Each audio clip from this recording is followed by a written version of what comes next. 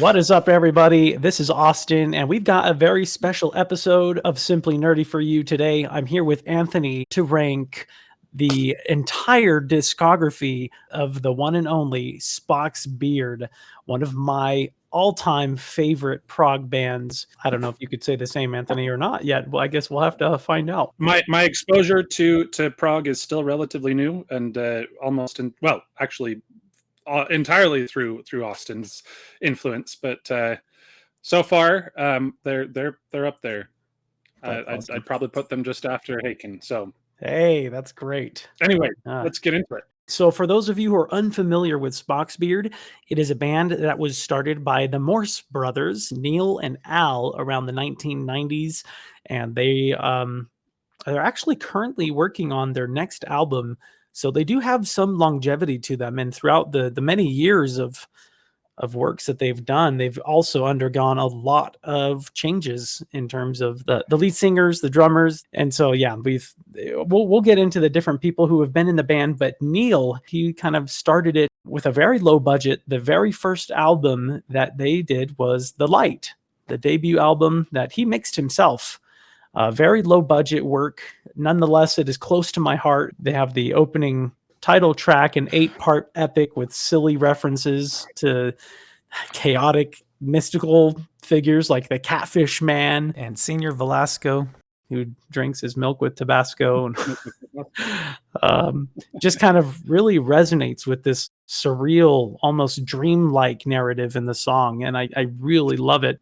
What are your thoughts about The Light? So I was actually kind of surprised with my most recent re-listen. And I will have to say, for some reason, so I mean, this is only our second full discography review on the channel. For some reason, SPOCK'S Beard was a lot harder for me to figure out and like rank in my head versus Haken. You know, there's more than 50% more albums to review, but still, I don't know. It just took me a while. The Light was one of those that I didn't start off very impressed with, but the latest re-listen, I actually really enjoyed myself. I feel like, you know, the perfect characterization of the kind of zaniness that I loved from the Neil era. You know, there was a lot of goofiness to it, but also just a lot of instrumental variety and, you know, even melodic variety that I really enjoy, you know, and I think that's maybe something I've developed as I've listened to more prog. But yeah, first time it wasn't really on my map, but after the latest listen, I was like, oh wow, no, this, you know, in my personal, you know, headcanon tier list, I might throw it all the way up at an A. It's a very solid debut and a lot of fun. That's awesome. Why don't we go ahead and pull up the tier ranking here? I'd have to agree. I'd have to mark it somewhere near A, probably not quite an S tier for me. I really love The Light, the title track. So many fun parts in that song, you know, with the quirky mystical bits that I mentioned before, but also just really fun classical guitar, some almost Pink Floyd style to it. Yeah, just really fun piece altogether. Very, very SPOCK'S Beard-esque, which I'm sure we'll get into later on about how quirky some of the music is. And that's just really what makes them so unique and what drove me to them when I listened to them in my younger years. It must have been like high school years for me. So what are we thinking? A for The Light? Yeah, I think let's start it there. And then, you know, we can decide how we're limiting the number that we're allowed to put in a given category and play with it. Just kind of like we did with the Haken one. With Haken. I like that. Cool. Some of my recommendations for that one. So it's interesting because one of my favorite songs on that album is The Water, but it's a very raw and emotional song, but you have to be careful. There is a completely explicit part to that song where Neil drops the F-bomb like 20 times or something. And so I created an edited version where I can listen to that without that section, much like some of the live performances that they've done. And that made it bearable. But I also am fond. I will say, yeah, a shout out to Austin's mixing skills. I got the edit from him, put that in my album, so I replaced the original, and I can't even tell it's gone, you know, other than knowing that it's, you know, I didn't hear a bunch of F-bombs blow up my brain, but it's mixed seamlessly. So Yeah, well done, Austin. thank you. Improved Well, the and song my understanding is that's I know that Neil has expressed that he's a little regretful of having put that out there, but you know, it is what it is. Like I said, it was very real, and you know, it was just kind of the emotions he was going through at the time. I don't know if he was just trying to be edgy or what it was, but emphatic. yeah, It was just over the top. but it still has some really beautiful parts with the lady singing in the background. It totally reminds me of The Great Gig in the Sky from Pink Floyd. And then you have some really fun parts in there that are a little more upbeat as well. So great stuff. But that is The Light. Let's see. The next album would be Beware of Darkness. This is a great album. Oh my gosh. I don't even know what to say to, like, all I know is that this is like easily high A or S for me. It's basically stone cold S tier for me. That was, dang. I think that's where we should start it at the very least. Beware of Darkness. I mean, for all that The Light was a really strong debut, I felt like Beware of Darkness is when they just really solidified their sound. Yeah. And I'm looking at I'm going to pull up the track list right now just so I can make sure I'm speaking in an educated manner here. But sure. While you're doing that, I'll just kind of give a little background here. So the title track, Beware of Darkness, was actually a rendition that was based on a cover by Leon Russell, but it was a song that was written by George Harrison. So this is almost like a cover of a cover, except it's a cover of an arrangement is more like it, because Leon Russell's version isn't really a cover. It's like an arranged version. Anyway, that's a good song. Honestly, it wasn't my favorite, but as I listened to it more recently and gained an appreciation for the fact that it's a cover, I hadn't known that before when I first started listening to it, but that helped me gain some appreciation. Thoughts, though, is got to be, it's up there as one of my favorites, just because it's an obvious nod to Gentle Giant, who I love listening to, with the counterpoint that they do, with the voices kind of singing different parts.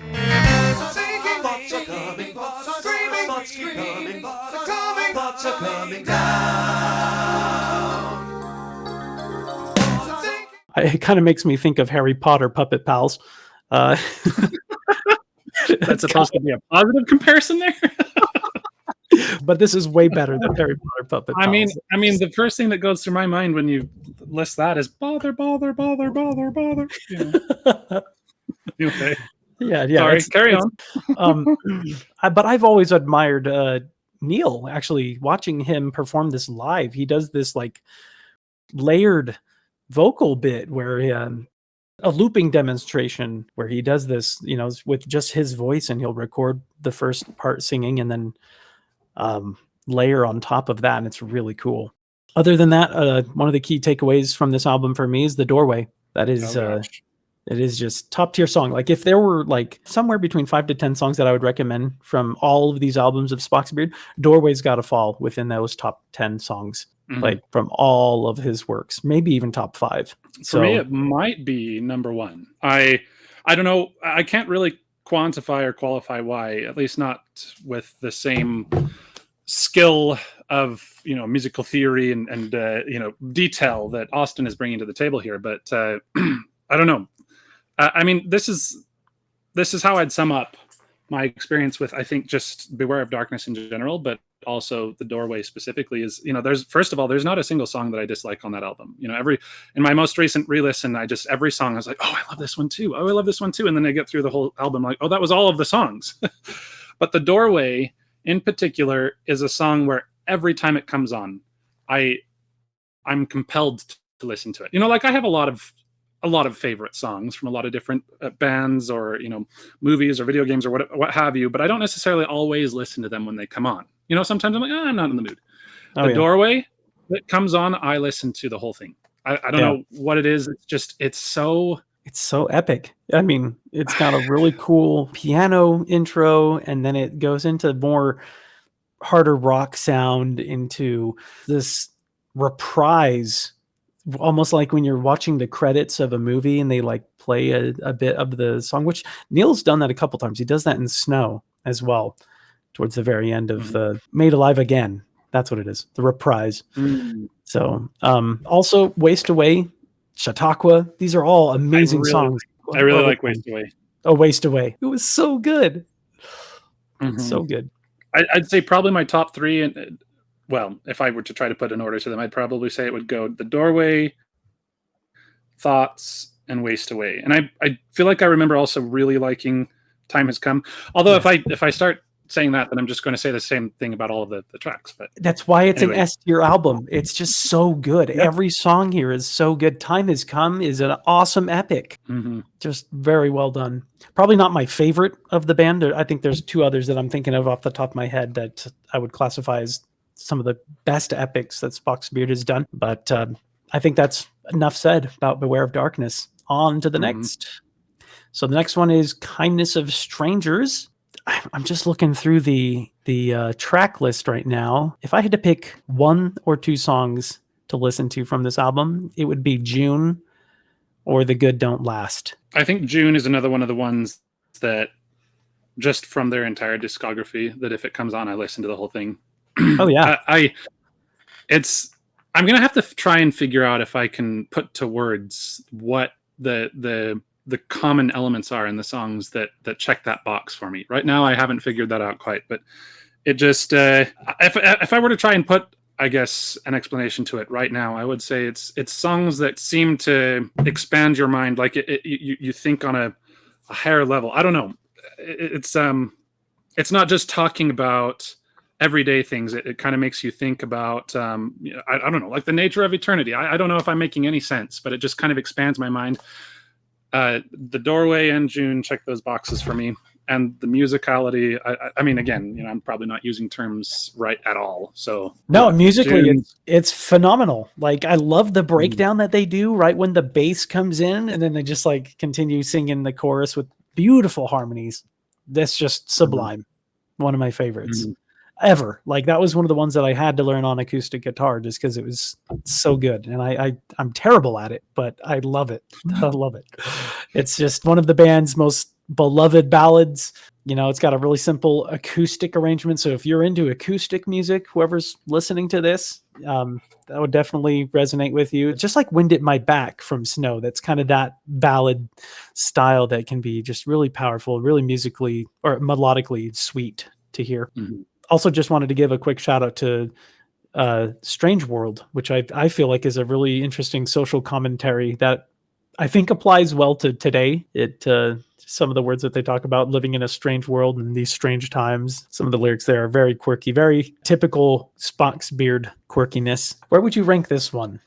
What do we think? So my initial thought, and again, I might be ranking things a little too high right off the bat. I would probably also call this one an A. Okay. Maybe I could drop it to a B, like a B plus, but I know we can't have that type of granularity. I was thinking when I listened to it most recently. I mean, let's I'm just looking at some of these other ones, and I'm like, I'd put that one above it. I'd put that one, So I'm like, it's hard. So we should probably preface this by saying what we said for Haken, which is we're trying to rank these across the board to cover each of these tiers. That doesn't necessarily mean that a D tier makes it a terrible album. To his point, this is all they're being compared to each other. So I mean, I will say that there's some that just stand above regardless of the comparison. But so the next one we have Day for Night from the Neil Morse era. Honestly, I feel like this one is a little bit better than Kindness of Strangers, but only barely. Really? Yeah. Honestly, Healing Colors of Sound is just too good. It's just too good. If you listen to that whole thing as if it were an epic, it's just a 6-song suite that it's labeled as the band's most ambitious multi-part composition at the time. And plus it's got other tracks that I have always loved. Crack the Big Sky being a big one.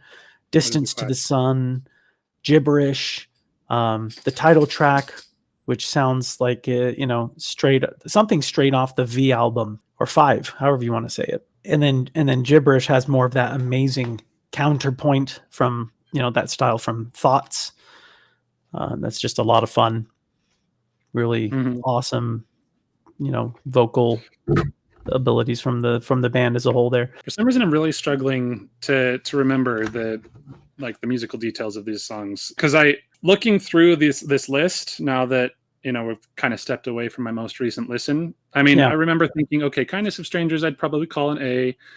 Day for Night was more like a B for me, but now I'm looking back through and I'm like, well, no, I feel like I look at some of these tracks and my brain does more of a happy dance than kind of so like Strangers. The Gypsy was just upbeat and very fun, kind of that quirky I'm the Gypsy, and then he does Can't Get It Wrong, which is another slow ballad, very nice. Distance to the Sun is also a kind of slower ballad, but it also builds up and has a really cool, powerful part. I'm not a huge fan of Skin, like I used to be. I used to love listening to Skin. Lately I'm just kind of like about it. But then you have Healing Colors of Sound. I am able to remember more of the details of some of these songs. Like for some reason, I really enjoy the.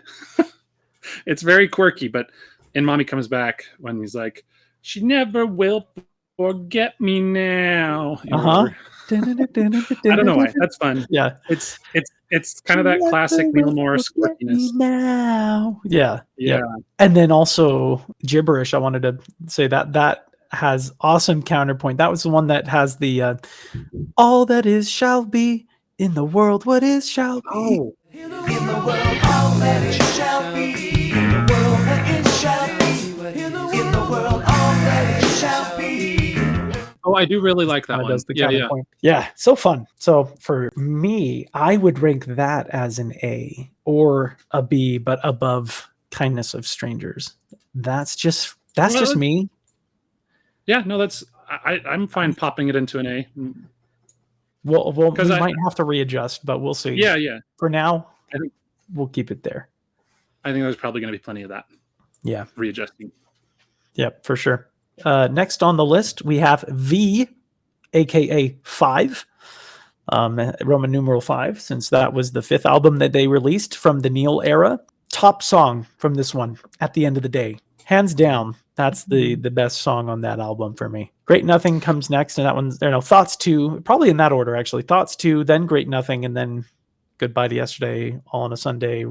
Revelation's kind of meh. Yeah, that one. I mean, it might not be the strongest on here, but I will say that this was another album where I enjoyed basically every song.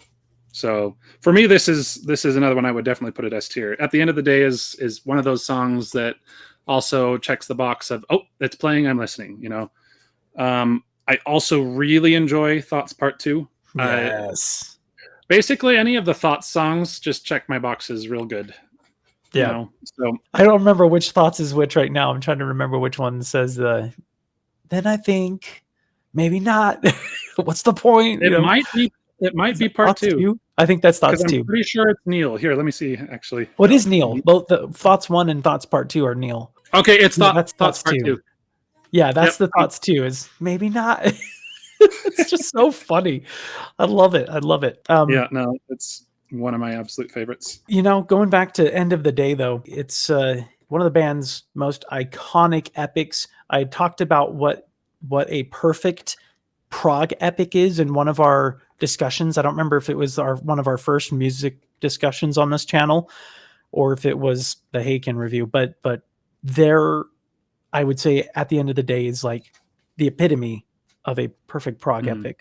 I think the context you brought it up in before was actually when we were doing our Haken review, because I think you were using it as an explanation for why you loved Visions so much. Oh yeah, that's very true. I'll have to do a separate video on those 7 points that make a perfect prog epic.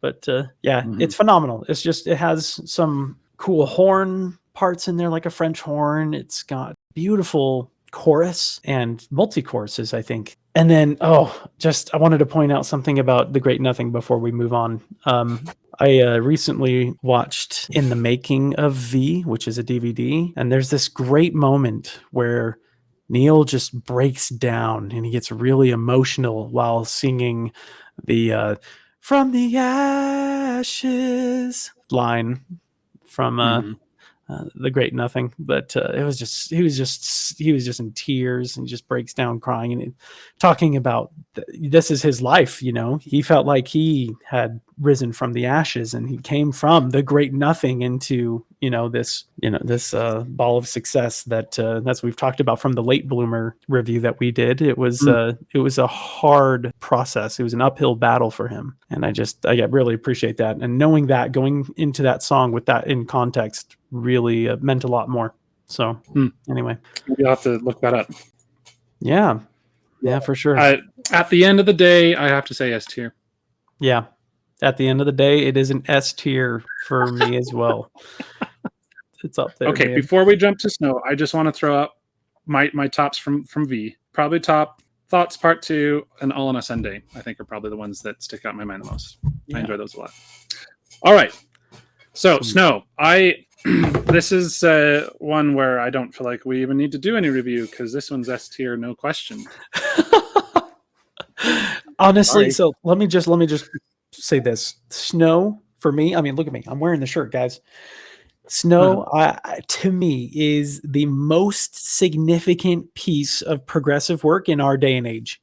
Like, Neil is the father of modern day prog. He took what and Genesis and all of these other bands, King Crimson, and Snow was the peak of his era. And I'm so sad that it ended Neil's era with Spock's Beard on this album, because what an emotional high that was for me and for him, for Neil. As he's described, this was right around the time where he started to feel, this calling to go more of the Christian route with his music. And so he decided to leave the band. And a lot of the songs that you hear in this Snow album kind of apply to Neil and his personal life. But such a great story, such a good concept album.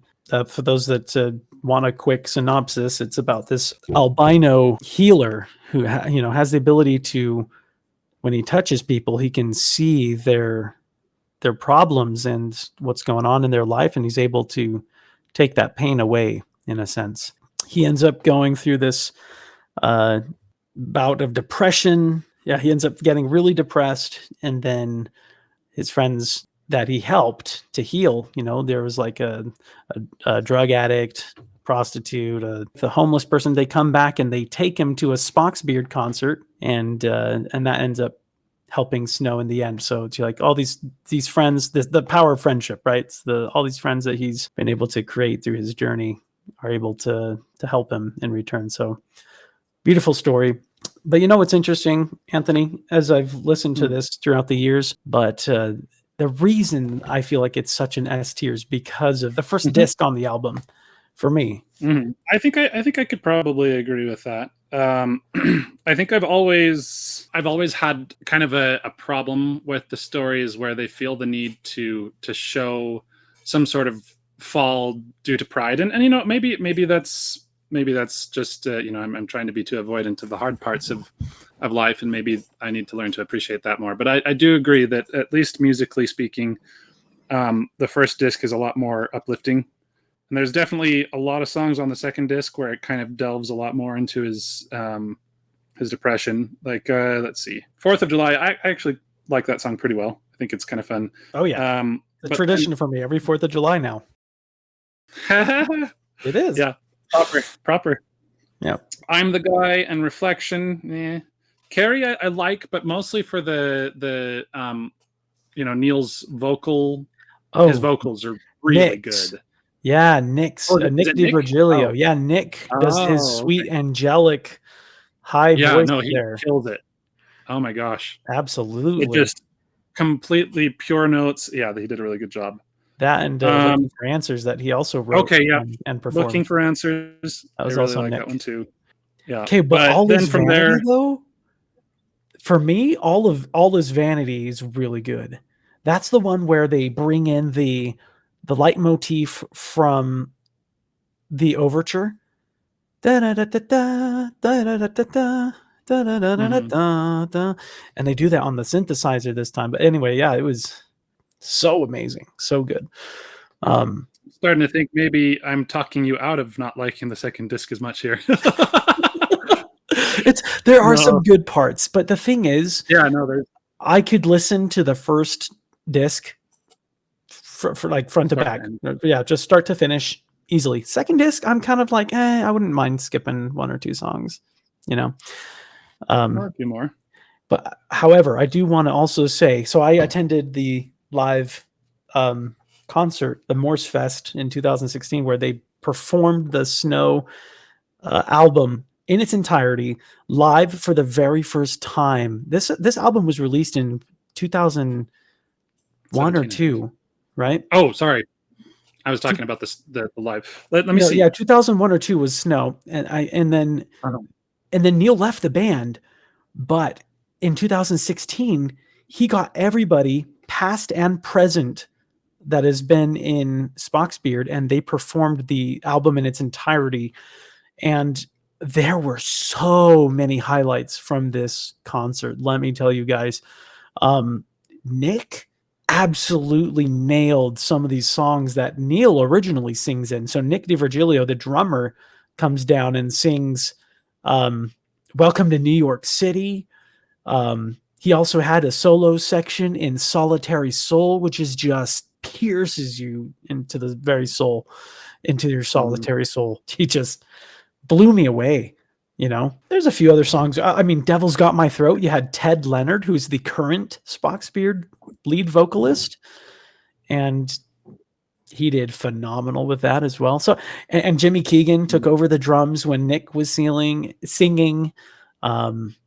And of course, you have Dave Maris, who was solid on bass, had some really cool parts, and Alan, you can't forget Alan and Rio with his guitar solos. Oh, just the whole band. I'm probably forgetting somebody, and I feel terrible, but the whole band was so good. I was going to say, just as a little throw-in, do you want to tell everyone your story about Ryo Okamoto? Oh, I should throw that in. That'd be a good, fun little story. So I did an internship in Japan, and I went to a random ramen spot, and I was listening to SPOCK'S Beard Snow album, to be more specific. And I shared a picture on it. I don't remember if it was just my own personal page, because I believe I was friends with Rio, or if I posted it on the SPOCK'S Beard page. It might have been on the Facebook page of SPOCK'S Beard. And I shared a photo saying, you know, listening to SPOCK'S Beard and eating ramen in Japan. Like, this is life. So this is life, I might have said. But then Rio saw my post, and he reached out to me and said, "Are you in Japan? Like, if you are, you know, you're welcome. You know, you should come say hi, come visit me. I'm in." And he asked me where I was. I think I started messaging him personally and told him I was just in the Tokyo area, and that he had mentioned to me that he was in the Kyoto region, which wasn't too far. And so I made a weekend trip out of it and got to stay in an Airbnb that he hosted. And then he invited me to go have lunch with him and his family, with Keiko and his son.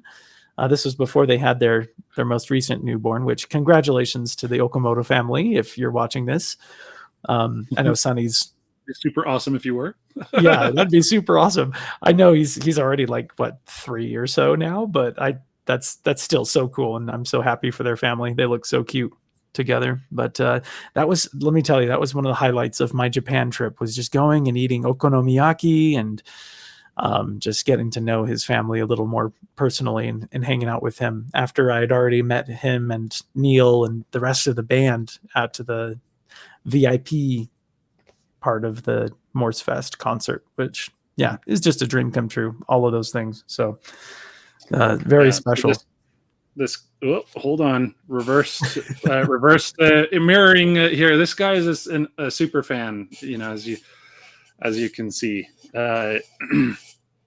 So thought it was a fun story to tell. Sometimes also when I listen to Snow live, I'm like, I can hear Austin in there somewhere. He's cheering with everyone else. Yeah, unbelievable that whole experience, the live concert. Like I got so emotional when Neil was getting emotional. You know, as you have listened to it, you've heard that he was like his voice got shaky, and it's just so powerful, so good.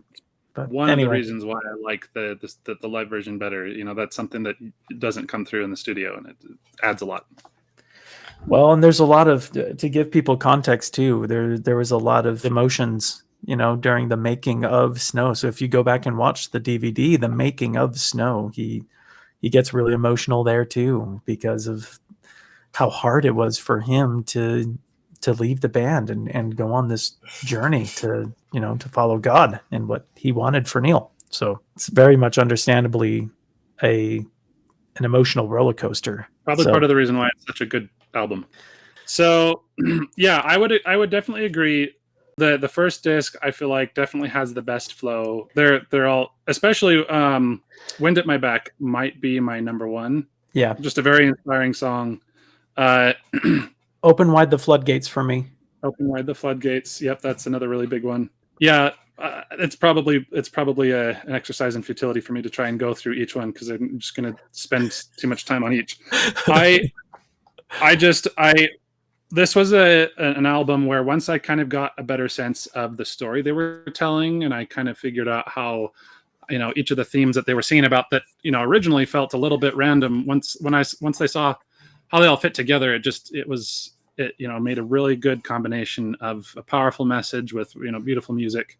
And yeah, so, and something also that's kind of funny about the Snow album, I'm usually very much a studio recording only kind of person. I don't usually like live recordings unless I'm there, you know, and then of course it's not a recording.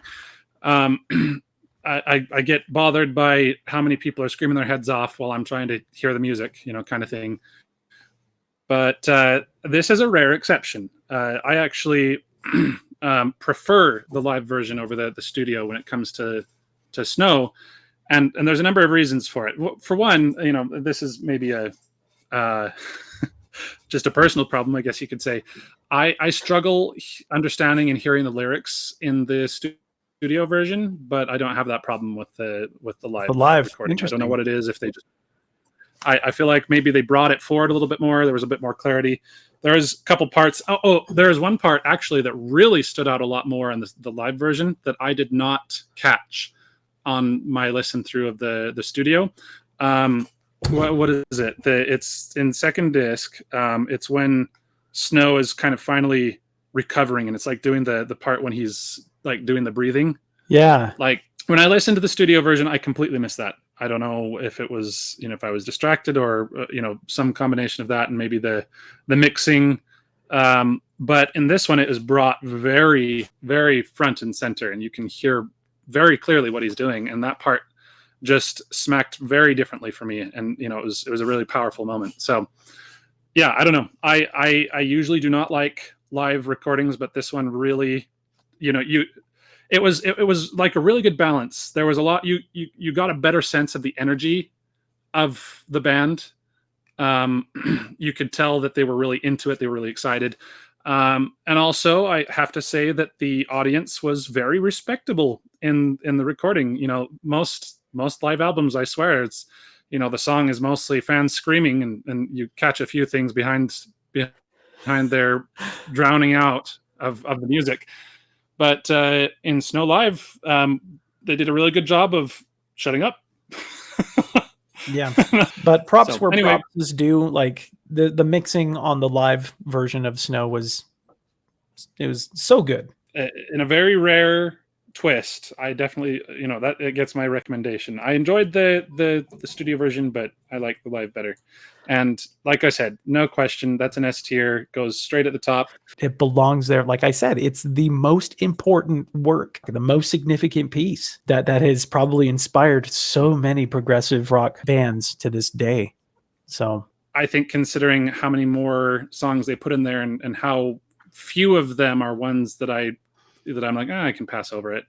Yeah. I'd still say that solidifies it as the top. And also, you know, the story is, it goes a long way. You know, when you can put good music to a very compelling, moving story, that elevates it to the next level for me.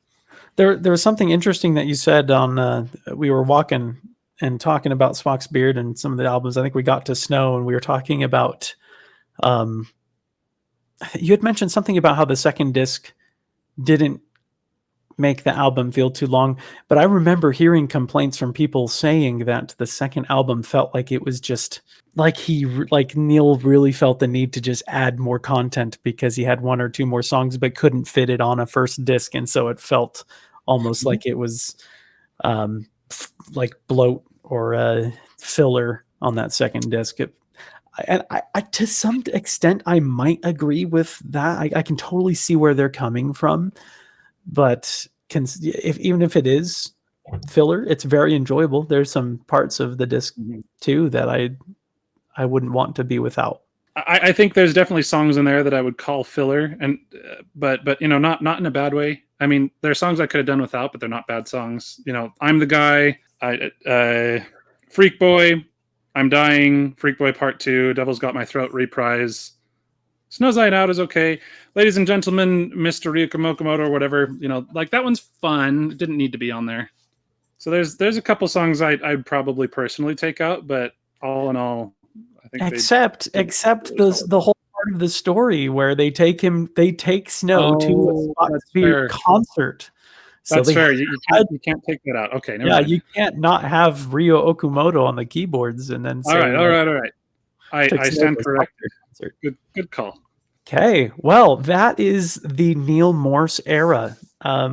After Neil had left, Nick DiVirgilio took over as the lead singer with the album Feel Euphoria, which was a monstrous task to step up and have to direct the band in a way that says, we're going to be ourselves. We're not going to try and be a Neil Morse imitation, I guess. We're going to try to do something that feels unique, but stays true to ourselves. Feel Euphoria, it had quite the hurdle, and I can't give it too much crap, but at the same time, it really isn't my favorite album out of their whole discography. I would personally probably put it as my least favorite, but I will, like you were saying, give them credit for the difficult task they had to fill. I mean, like, Neil was in some ways arguably the soul of the band, and it certainly, you know, he represents my favorite era from Spock's Beard.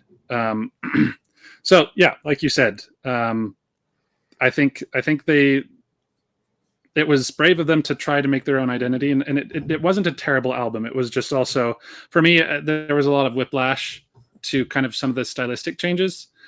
I think for me, my biggest complaint is, yeah, they were trying to establish their own identity, but they also forgot that they're still Spock's Beard, and it didn't feel like Spock's Beard anymore, to me. I can see that. I can see that. There's still some fun songs on here. If you had to pick just a couple that you would recommend, what would you say? My favorites, the ones that I remember enjoying the most from my most recent listen, was Shining Star, Ghosts of Autumn, and Carry On. Yep. I was going to say those three.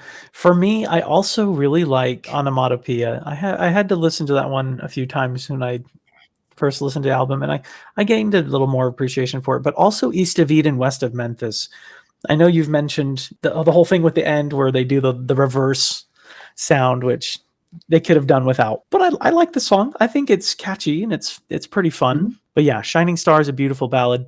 Ghosts of Autumn is very eerie and haunting in a good way. Very haunting. I would define it as haunting in the sense of it almost kind of fills you with an indefinable sort of melancholy that's almost cathartic in its own sense. Kind of this almost feel of Paradise Lost, but also Paradise Remembered. I don't know. I don't know if I'm making much sense, but for me, it's haunting in a way of, like, you know, one of those kind of mind expanding songs for me again. I mean, you said it better than I could. So, and then Carry On is just an awesome, feel good, more uplifting song. I guess some people would say the same about Feel Euphoria, but You know, Feel Euphoria might not be my least favorite song on this album, but it's certainly the one that gets the most scrutiny because it's the title track. And I've learned to be more okay with it. I don't want to, take my earbuds out the moment the song comes on anymore. Oh, well, But it's also very strange. It feels, even to this day, it still feels like somebody who's celebrating getting high. It was a very, very. I mean, it did not feel inspiring in the slightest. There's some really weird lines. I feel like I need to look at what they are now. Let's see. Let's see. Oh yeah, first line. If I come to break your balls, it's all right. Okay. First of all, I think I get to decide that. And second of all, what kind of start to a song is that? And then I forgot about that. Oh my gosh. Yeah, no, this song is I don't understand the point. Anyway, it's I don't like this song.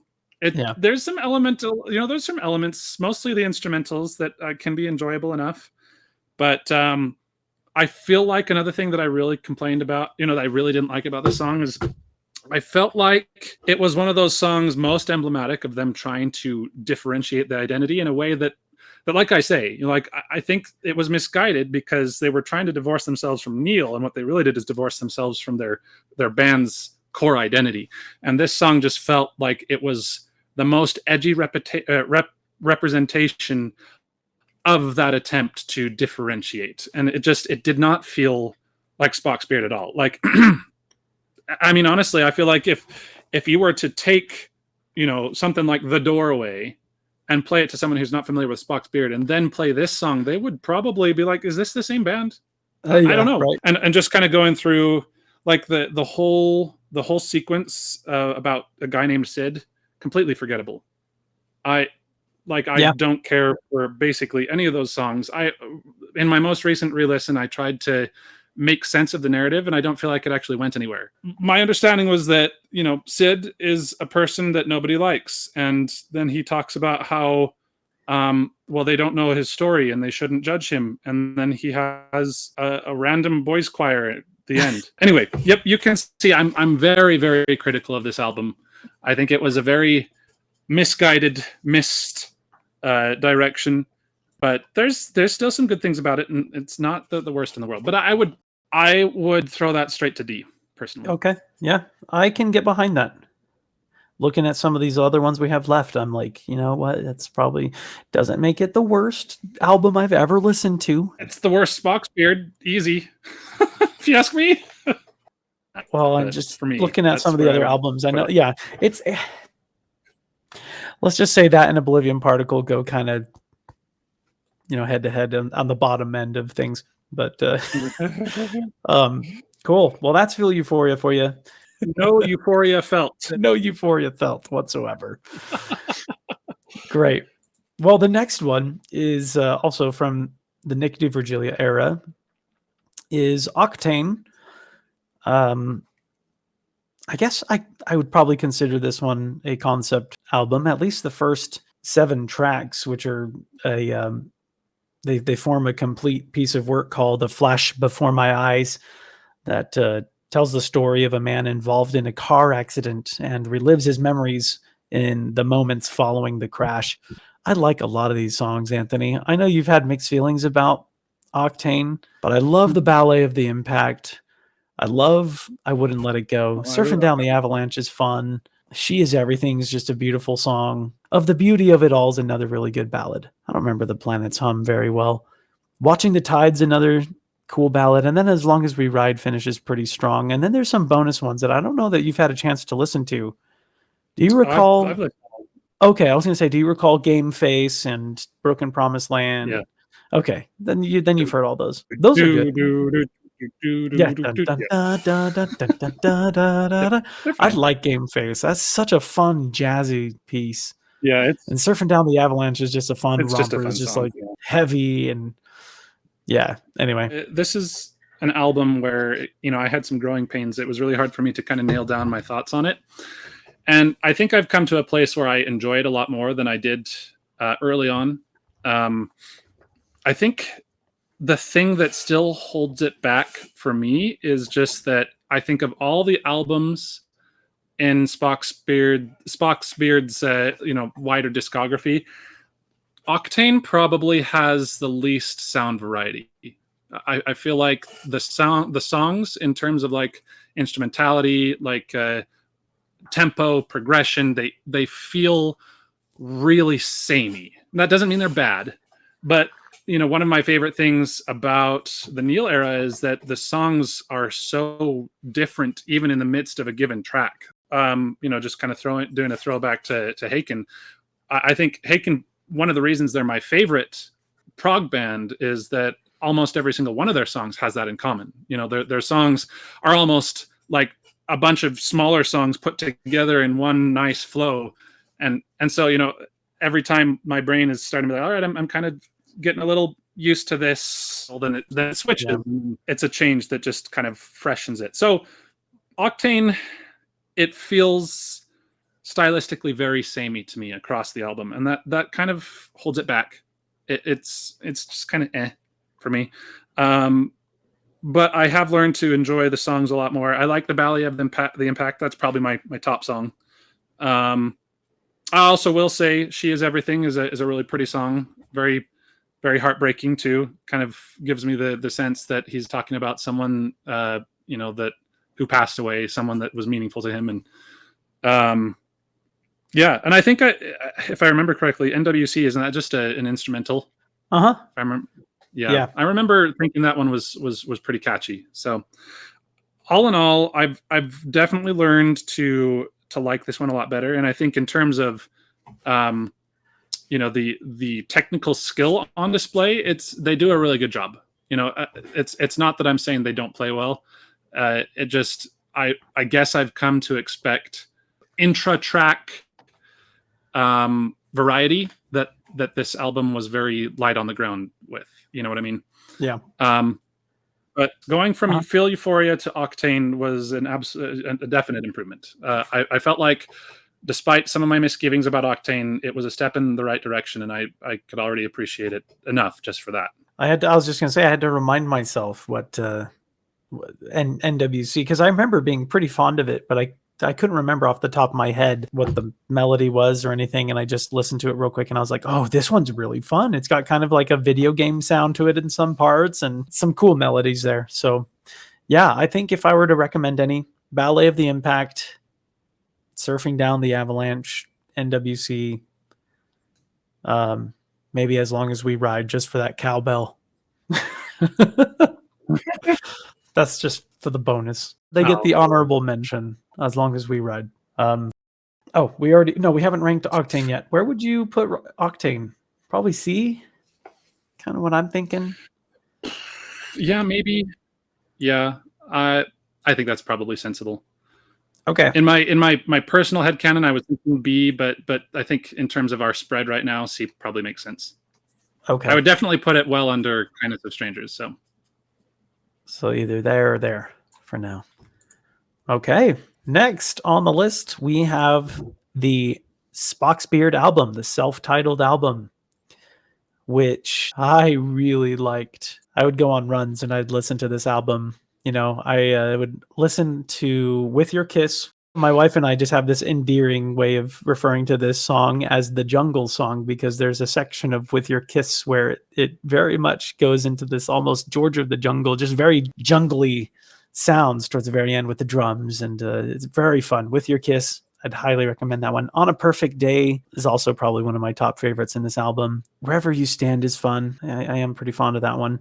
I like the Dreaming of the Age of Answers, but then I also like the reprise that they do with that melody I think it's in Stream of Unconsciousness maybe, but I thought Stream of Unconsciousness was instrumental. Oh, they add the brass in that one, and then they sing Dreaming in the Age of Answers again. So Stream of Unconsciousness, for bringing back that theme from Dreaming of the Age of Answers, is just so good. And then I also really like Rearranged. Rearranged was just a phenomenal ending to that album in my mind. I'm trying to remember like particular standout tracks. I think I remember really enjoying the Slow Crash Landing Man. Strangely enough, it's harder. It's kind of harder for me to place this one. like in a lot of ways, I feel like I still haven't been able to settle on where it kind of lands in my headcanon, if you will. Because the first time I listened to this album, I was like, this is finally Spock's Beard again. You know, like the first time I was listening through, hated Phil Euphoria. It's more I just tolerate it now. Wasn't really into Octane, and then Spock's Beard came along, and I'm like, yes, okay, you finally got back to where we were before, at least close to it. Yeah. And I will say, I think in a lot of ways that's still true. I think the kind of quirky character of the band finally started to come back in this album. I definitely, I think this is one of their better albums. At least it's my favorite of the Nick era. The Nick era, yeah. Easily my favorite of the Nick era. I would probably just kind of gut feel say it's at least a B. Okay. And I need to re-listen to it again. Where would you put it? I think it would be like a B-, but I'm looking at X and I'm trying to compare because that's the last of the Nick era, and I don't know for sure if I want that before or after Spock's Beard. So let's talk about that. That's right. Sorry, I was forgetting X is part of the Nick era. Okay, yeah. I might have to change my statements about Spock's Beard being my favorite Nick era. Retraction. So X is, again, with the same concept as V. It's the 10th album released by Spock's Beard, the last of the Nick DiVirgilio era, and this one has some solid songs. I really love The Emperor's Clothes. It's got some solid brass sounds in that one that I really like. Kamikaze's a really fun synthesizer. It's an instrumental. It's just got a really good ending to it as well. I don't remember From the Darkness. Let me see. Out of the darkness and into the light. That's a good one. It's okay. The Quiet House is okay. Their Names Escape Me is okay. Like, this is one where I'm like, most of them are okay. The Man Behind the Curtain's probably one of my favorites, besides Emperor's Clothes, Kamikaze. I know a lot of people are really fond of Jaws of Heaven, and it does have some fun parts in it, but otherwise, it doesn't really stand out as one of my favorite epics from the Spock's Beard discography. I recall enjoying Edge of the In-Between. Mm-hmm. Did I forget that one? I totally skipped that one, didn't I? I think you might have. It's so good. I do like that one. I feel like this is one of those albums where the songs on an individual level stood out more, but at the same time, I couldn't honestly tell you why right now. I feel like Edge of the In-Between and Jaws of Heaven kind of were standouts for me personally, but I'm drawing blanks on how to tell you why. I just remember really enjoying a lot of the songs on this one. So do you think you would rank this one above Spock's Beard album? I think I probably would. Yeah. Would that kick this one down, or should we leave it here for now? Maybe let's leave it and see what we do with these last three, and then we can decide. I'm curious though. So you'd put X as a B, personally? I think so. I don't know. It's really hard between these two. I go back and forth. Spock's Beard, I think, has more songs that I like to go back to and listen to. Is This Love? With Your Kiss. Sometimes They Stay, sometimes they go. Slow Crash Landing Man. Like, I'm really fond of all these. Wherever You Stand. Looking at it, I think this one goes above X. X does have some other ones that I have in my playlist as some of my Spock's Beard favorites. Like I mentioned, Kamikaze, The Emperor's Clothes. But for now, I'm going to leave it here unless you think we need to bump it up. No. Let's leave it there for now. We can do the same thing we did before and just revisit at the end. Do you agree though? Do you feel like this is where it should be, or do you feel like X is better than Spock's Beard? Feel free to rebut. I guess my initial impressions were that I would have put X above it, but I don't know if I still feel that way, because again, it's easier for me to point to songs from Spock's Beard that I can be like, oh, I like this because of this. I don't know. Let's leave it there. Okay. And we can revisit. All right. Sounds so good to me. The Ted Leonard era begins. Yes, indeed. So Brief Nocturnes and Dreamless Sleep. This one is an interesting one. And I'm looking at all of my ratings, 5-star, 3-star, 4-star. It just kind of the whole time just goes like this. I even have a hard time saying this is my favorite of the Ted Leonard album, even though I really felt like it was my favorite at the time when I first listened to it. So I'll just throw these out. My personal thoughts. It's another one that it's kind of hard to quantify for me, but I would definitely say that Bean Ads is my favorite Ted Leonard era album. I feel like there's a lot more songs where I can actually think of specific parts that really stand out. Like I Know Your Secret. For some reason, that one kind of stands out. That I know your secret. I mean, I don't know necessarily if I've connected to it. If there's any sort of narrative there that gives it context, but just the way that he sings it and the progression is really fun. The thing that Bean Ads does for me is that. And I think this is something that I talked about in the Haken review. My brain's natural tendency when I'm reviewing music is to focus on the instrumentals first and then the lyrics second. If a song can connect with me on the instrumental level, then that's usually the biggest hurdle. It's in fact, a lot of the time I struggle to hear lyrics. It requires conscious effort a lot of the time for me. Yeah. And so when I'm just doing easy listening or when I'm just doing it for fun, I usually the lyrics just go in one ear and out the other, but I notice all of the instrumentality. So I would say in terms of like instrumental variety and also kind of like a really epic feel, I would almost say that Bean Ads might be one of my favorite. Just out of their whole discography. I remember a time, I don't feel this way now necessarily, but I remember a time I was listening to this album a few weeks back and I was like, this might be my favorite SB album. I've since realized that there's others that I like a lot better, but I think that the reason is the instrumentals. There's this really epic, very kind of, again, that mind expanding kind of feel to a lot of their songs on this. So I think it's also just very catchy in a way, but not like pop is catchy. It's just the melody and the way that Ted sings some of these songs, it's very captivating and it sticks with you. Like I can go through this list and I'm like, oh yeah, I know exactly how the chorus of this song goes, or one of the verses of the Afterthoughts, or something very strange, I was gonna name or that's one really the man you are afraid you are, wish I were here. Like all of these, they all stuck with me, and I can't really say that about a lot of the other albums, even from the Nick era. That I'd have to go back and be like, how did this one go again? So that's what this one has going for it. And I do appreciate a lot of the songs. My top, I have 1, 2, 3, 4, 5, 6. I do have 6 songs on this album that I marked as full marks, 5-star. Yeah. So wait, but there's only 7 tracks on here. From Hiding Out, I Know Your Secret, A Treasure Abandoned, Submerged, Afterthoughts, Something Very Strange, Waiting for Me, The Man You Are Afraid You Are, Down a Burning Road, Wish I Were Here, and then Something Very Strange, Sanctified remix. And then Postcards from Perdition. Mine ends with Waiting for Me. So what? So you haven't even gotten to hear Wish I Were Here? No. Or what about The Man You're Afraid You Are? Are you familiar with that one? No, I don't think so.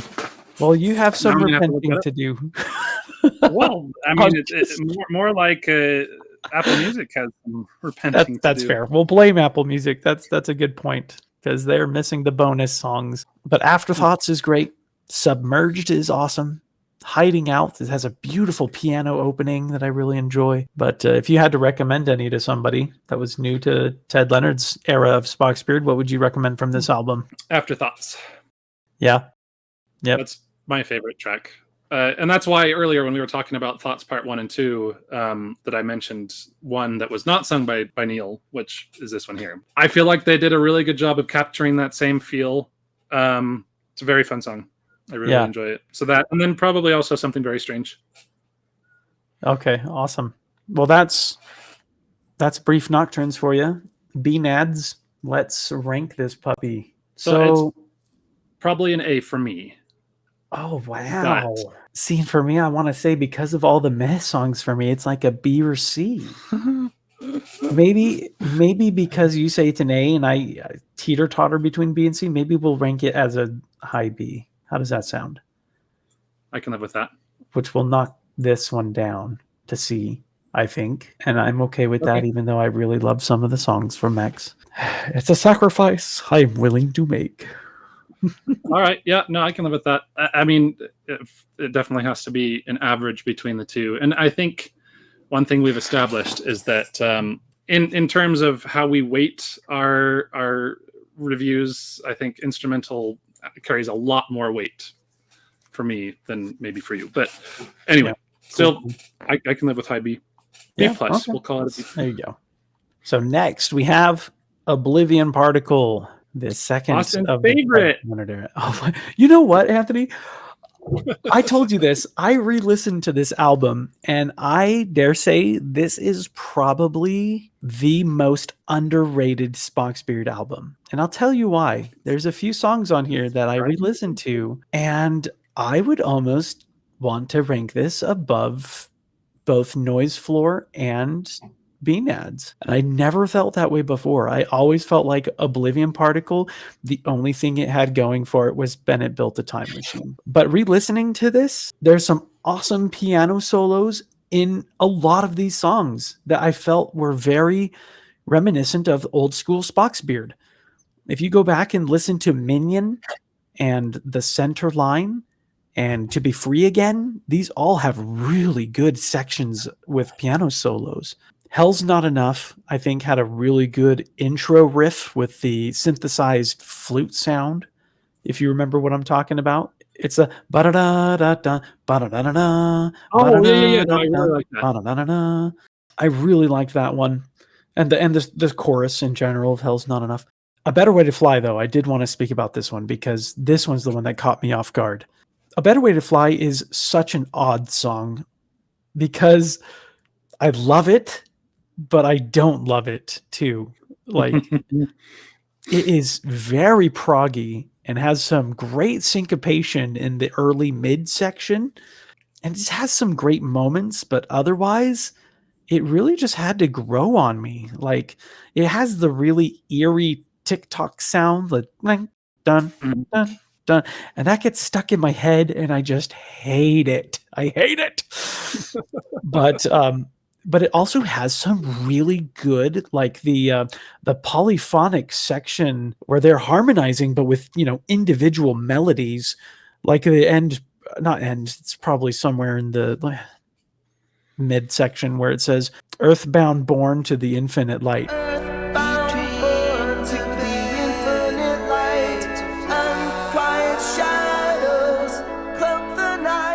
And it's like, and then the ads, there's other parts that go in that are doing their own thing. Anyway, it's really grown on me, and same goes for some of the other songs.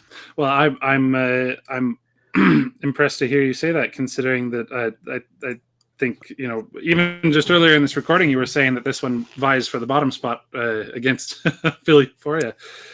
Yeah, and I feel like I've had a change of heart in a lot of ways, but looking at the songs, I only have 2 songs rated as 5 stars on here, and I don't know if I need to go back and update that or what, but you might.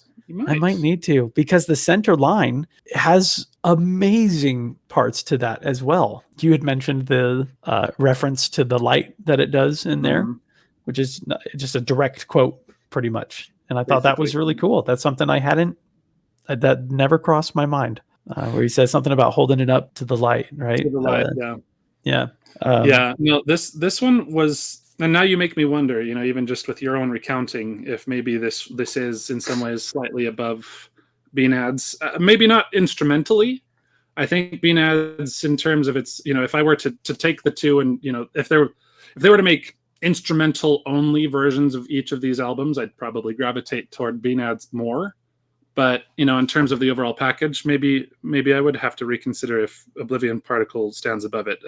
Bennett Built a Time Machine, for some reason, was the one that took me the longest to have it grow on me, which really? I know makes me a heretic. Shame.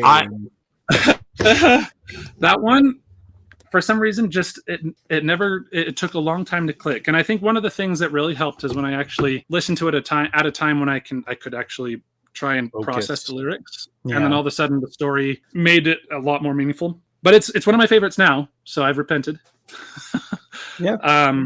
But I really like Hell's Not Enough. I think probably for that flute part that you were talking about, I really like that. Mm-hmm. I think probably the only two songs that I don't really care for and probably still need to re-listen to are probably Minion and Get Out While You Can.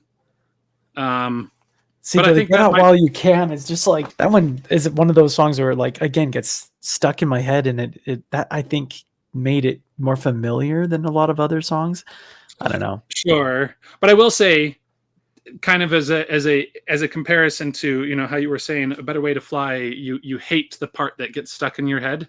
Yeah, that's kind of how I feel about Get Out While You Can. Get out while you can. Yeah. Get out, over and over.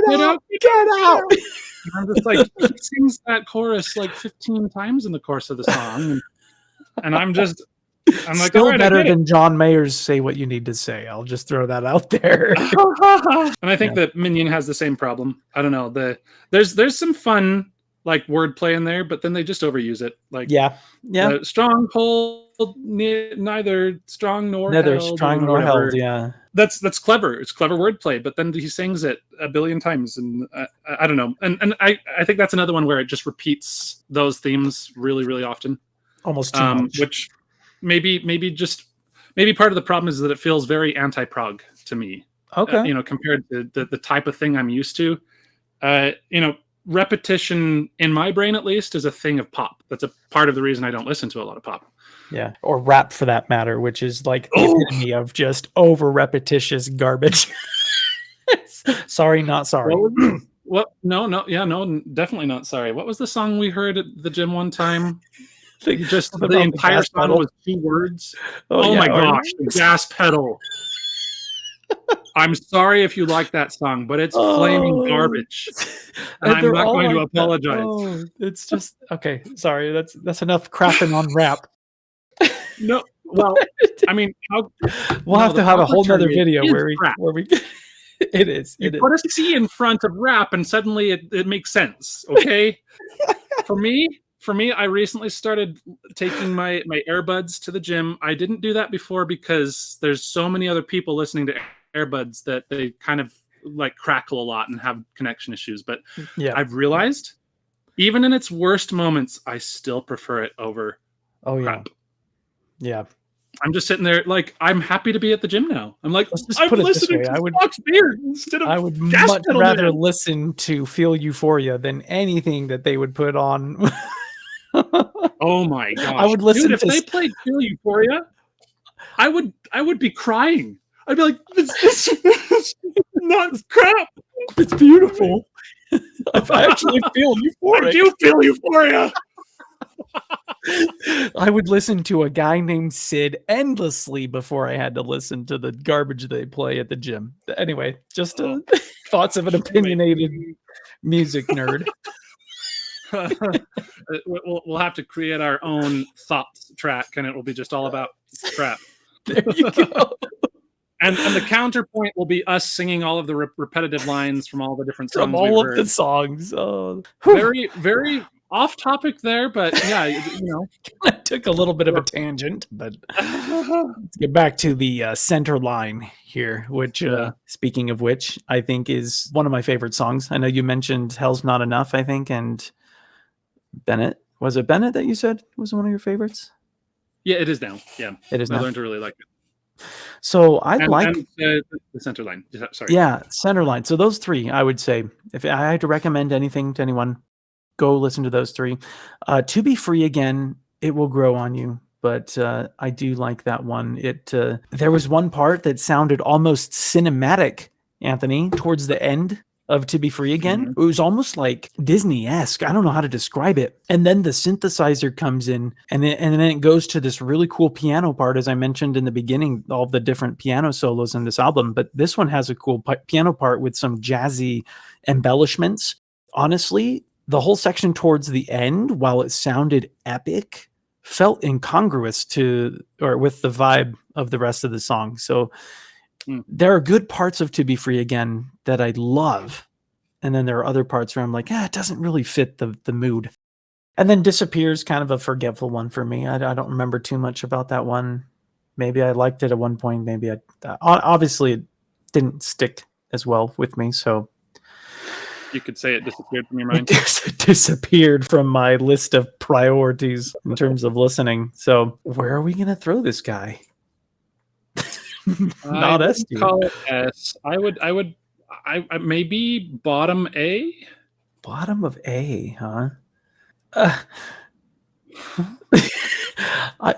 But Noise Floor too. That's kind of where I'm like, do I like these songs enough for it to go above Kindness of Strangers and SPOCK'S Beards? That sounds like I'd be doing them injustice. So I'd almost rank it as C. Not quite. You feel Euphoria D. I don't know. Do you feel like it's better?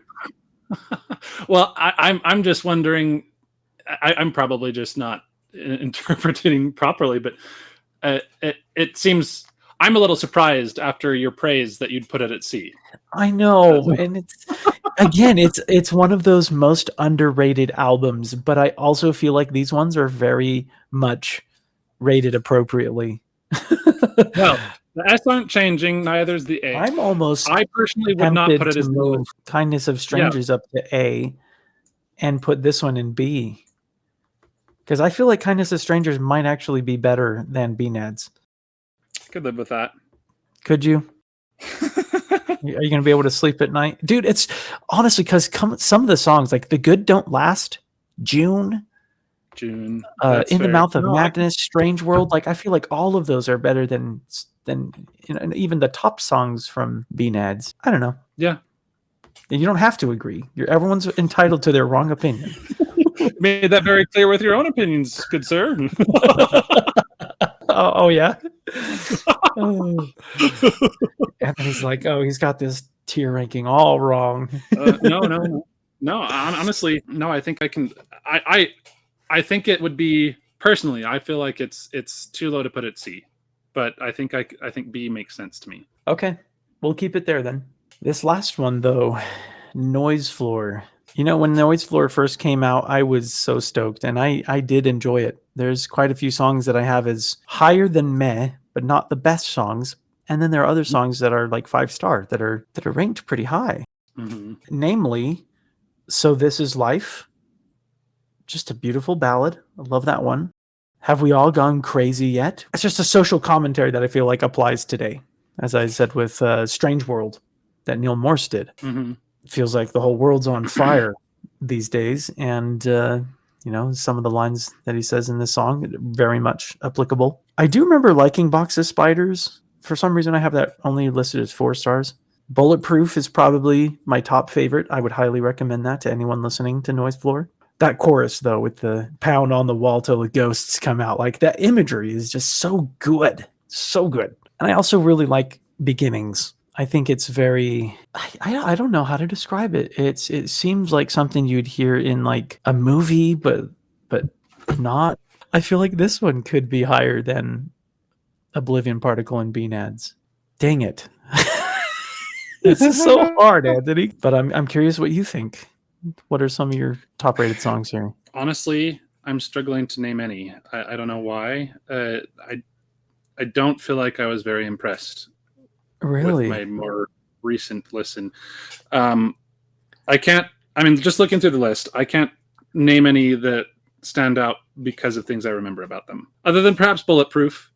I did enjoy that one, and I did kind of find it fun when I caught their lyrical reference to the band they turned into after this album with Pattern Seeking Animals. Mm-hmm. Like I thought that was kind of a fun little call out. As for the rest, I don't know. Honestly, this one would be a lot more easy for me to put into C tier or lower.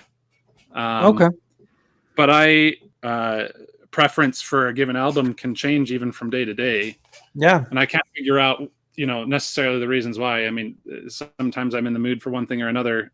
I feel like the ones that are easiest for me to rank and put near the top are the ones that seem to be more consistent regardless of my mood, So like those 3 S tier are, easy for me. But Noise Floor, I might put it above Octane and below X personally.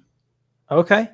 I can get behind that. As amazing as some of the songs are on Octane, I feel like they're both in the same boat where it's like some songs are kind of forgetful to me, like One So Wise, or gosh, even Vault, or What Becomes of Me. I do like the melody in the chorus there, but it's just not as epic as some of the other ones. I do like Somebody's Home. I forgot about that one. That one's a good one. Anyway, if I had to recommend any, I would just stick with So This Is Life, Bulletproof, and Beginnings. I think that's kind of where I'd throw it. I just need to re-listen to it again someday, but I think it's easy for me to say it's never going to get higher than at least anything on the A or S tiers. Yeah. Okay. Well, are we gonna stick with it? Is this it? Well, let's look at this. Okay, so S tier is, I think, rock solid. Yep. I like the ordering. I wouldn't move those out of that lane. Love the Light, Day for Night, Kindness of Strangers. I think those deserve A. Basically everything in the Neil era. I don't know why. They all stand out. So I think those deserve where they are. Yeah, no, I probably wouldn't really change anything. Yeah, I'm just looking at these last few here, and so I feel like these two are kind of neck and neck. You could almost just overlay them on top of each other like that, if it would let me, and then just stack them. Yep. But I do like some of these songs better than I like the ones in Bean Ads. Well, I'm pretty satisfied with that. I'd even be okay to move Octane down. I could live with that either way, although absolutely Octane would have to come first. before Feel Euphoria. There we go. In my personal opinion, like having Feel Euphoria all by itself in D is very accurate. There you go. I don't need it to stay that way. I can enjoy Octane a lot more easily than I can Feel Euphoria. That's fair. That's fair. I think it's in a class all its own for how little I care for it. Yeah. Yeah. I think we hit the nail on the head earlier when we said we don't really feel Euphoria when we listen to that album. Unless it's replacing rap.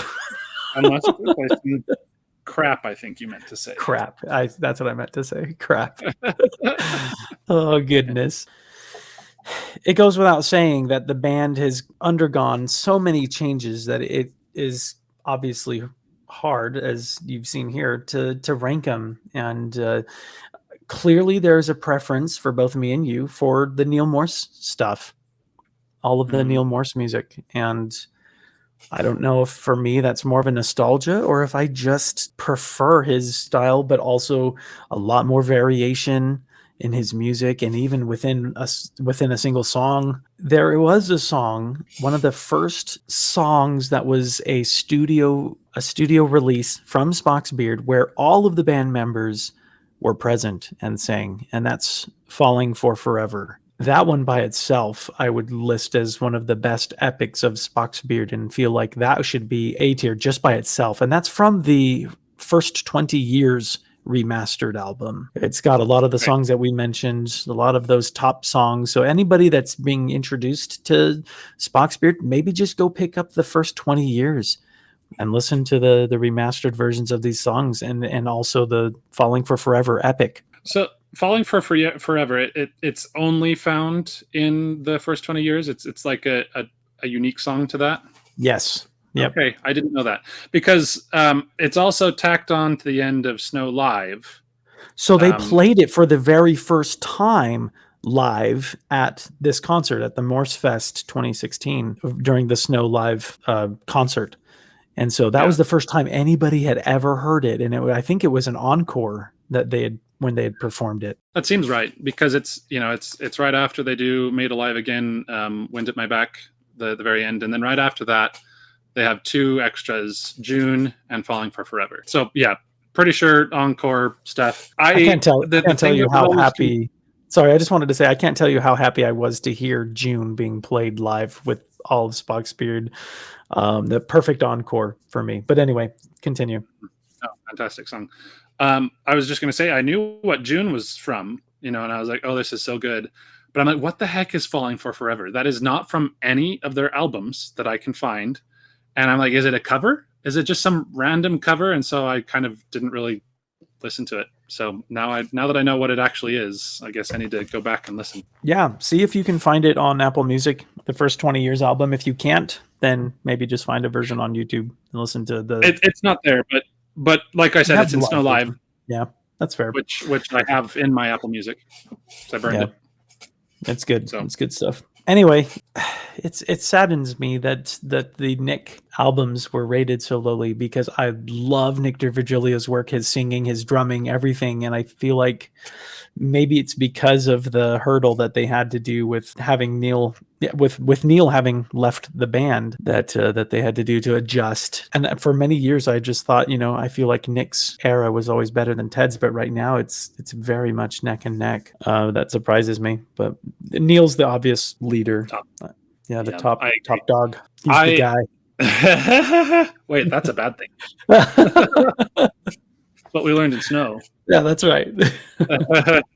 For me, the Ted era is an easy win over the Nick era, but even then, I think I would say it's not because of it being led by Nick. I don't think it was Nick that was the problem necessarily. I think it was just more of an identity issue with the band in general. One of the things I said, even from the very first time I listened, is that I think in terms of vocal quality, Nick takes the cake. Yeah. I think he has the best voice of the three. Maybe there's not as much of kind of that quirky personality to it as Neil had, but in terms of just vocal finesse, I think Nick is the best one. And I think that's excellently conveyed by, you could say excellently carried by Carrie. Nice. I see what you did there.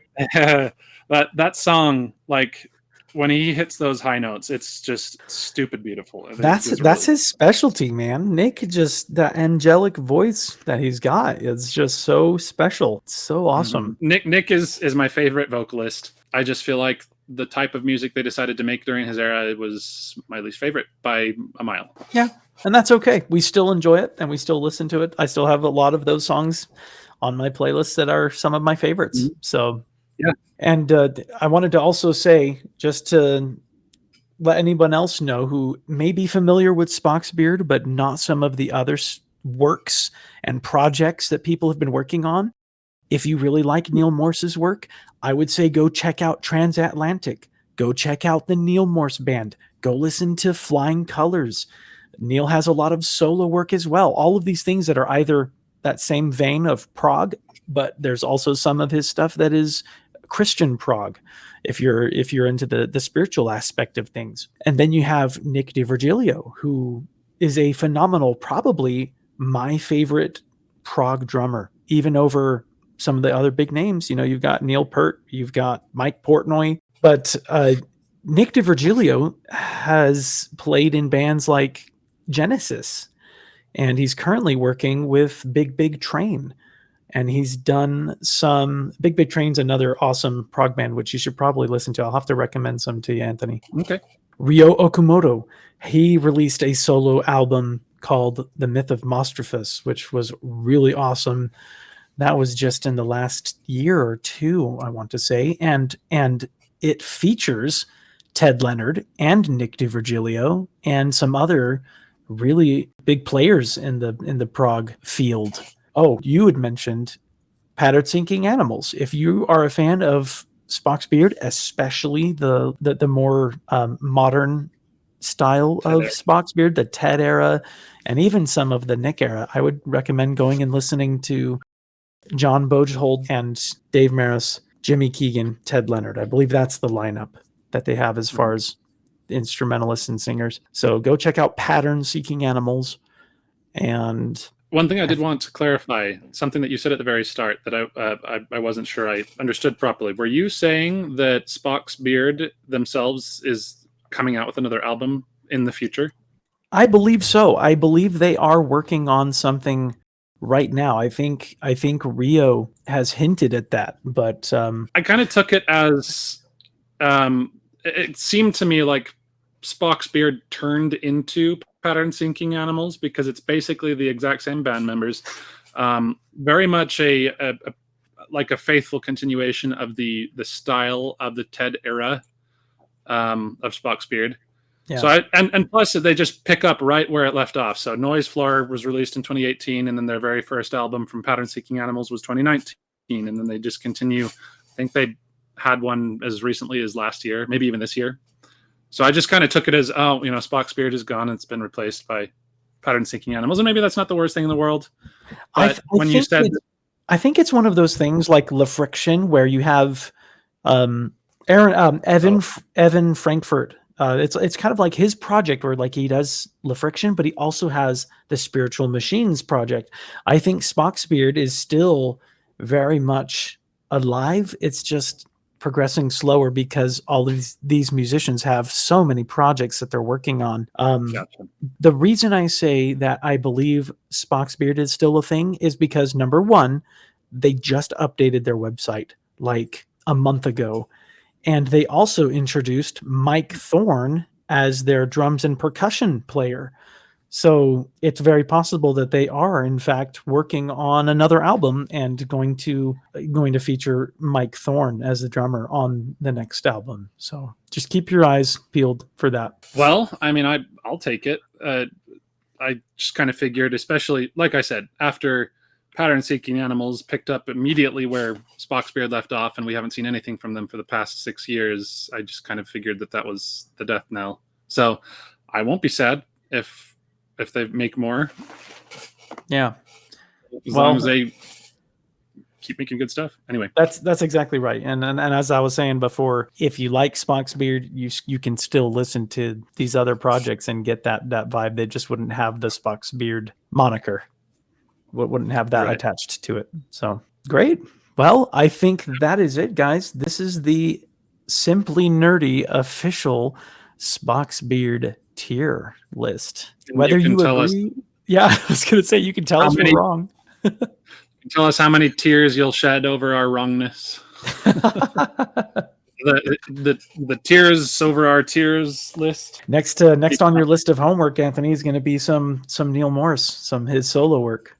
Okay, sounds good. Although I need to prep for Dream Theater next too. Oh yeah, you guys stay tuned. We're going to be doing a review of Dream Theater's entire discography, much like this one in Haken. So if you did enjoy this, then don't forget to hit that like button and click subscribe so you can be notified when we release other nerdy, awesome content in the future. And don't forget to hit the notification bell too so you can be notified when we do release said content. I believe that's it. So thanks again for tuning in to our official Spock's Beard tier ranking.